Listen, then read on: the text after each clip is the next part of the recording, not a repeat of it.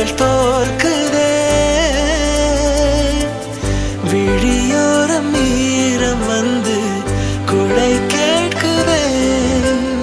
ஆரிரோ ஆராரிரோ இது தந்தையின் தாலாட்டு பூமியே புதிதானதே இவள் மழலையின் மொழி கேட்டு